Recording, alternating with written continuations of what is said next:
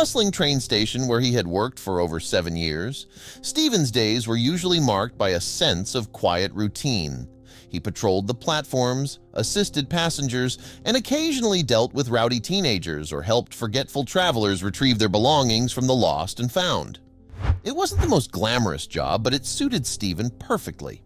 Unlike some, he wasn't driven by a hunger for wealth or power. His dreams revolved around finding love and building a family of his own. During his lunch break, Stephen often found solace in thoughts of the future, picturing a lovely partner and children, even though he had yet to meet that special someone. In the meantime, he enjoyed spending time with his extended family, helping his cousins with their kids, and attending lively family gatherings, where his mother's potato salad was always a highlight. On this particular day, as Stephen glanced at his watch, he hoped that lunchtime had arrived. Unfortunately, he had another half hour to wait. As he whistled and resumed his patrol, a tap on his shoulder abruptly diverted his attention. A woman with striking blonde hair alerted him to a little girl who appeared to be crying on one of the station's benches. "Excuse me, sir," the woman said with concern. "A little girl is crying on the bench. I think she's alone." Stephen frowned and thanked the woman for her vigilance. He briskly made his way to the bench she had indicated. There, he found a young girl sitting alone, her sobs echoing in the sparsely populated area. "Hey there, what's wrong, sweetie?" Stephen inquired gently, leaning closer to the child.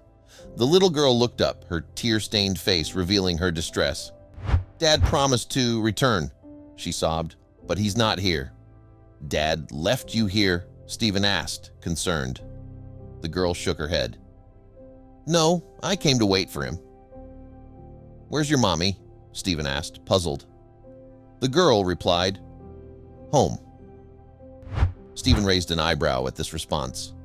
The girl might have run away from home to the train station while her mother wasn't paying attention, he surmised.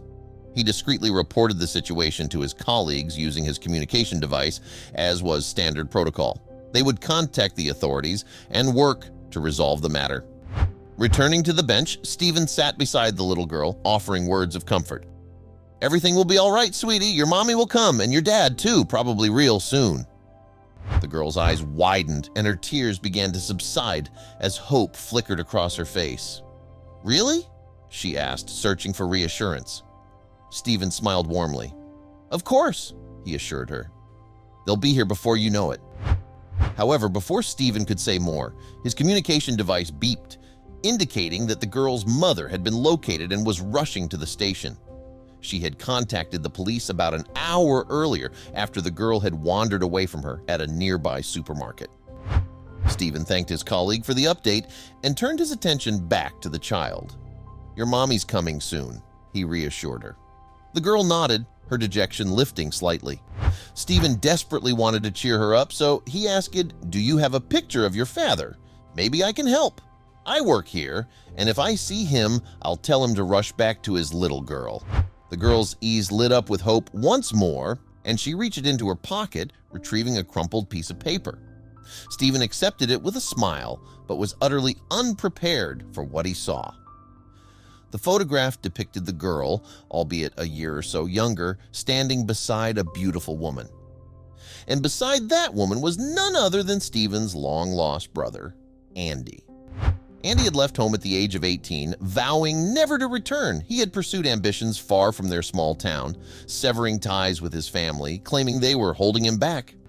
Stephen had reached out to him when their grandfather had passed away, but Andy had refused to attend the funeral.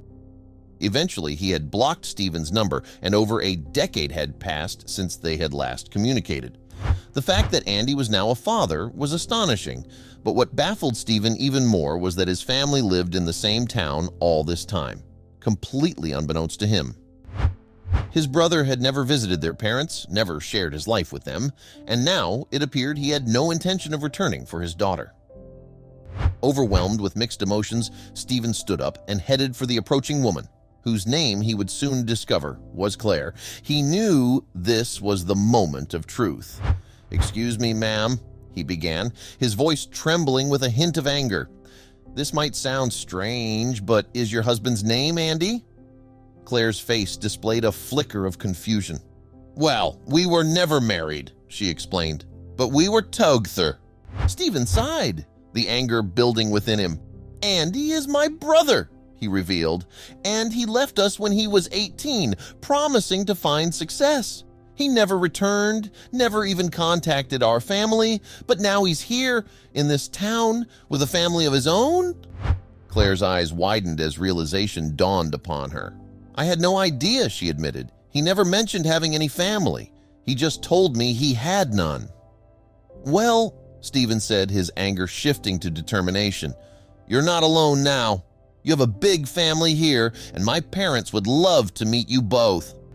Clara smiled through her tears, grateful for the newfound support and the prospect of introducing Samantha, her daughter, to a loving and extended family. And he never returned. But Stephen made sure that Claire and Samantha never needed him again. He was enough for them, and they found solace in belonging with his family, ending the chapter of abandonment that had once marked their lives.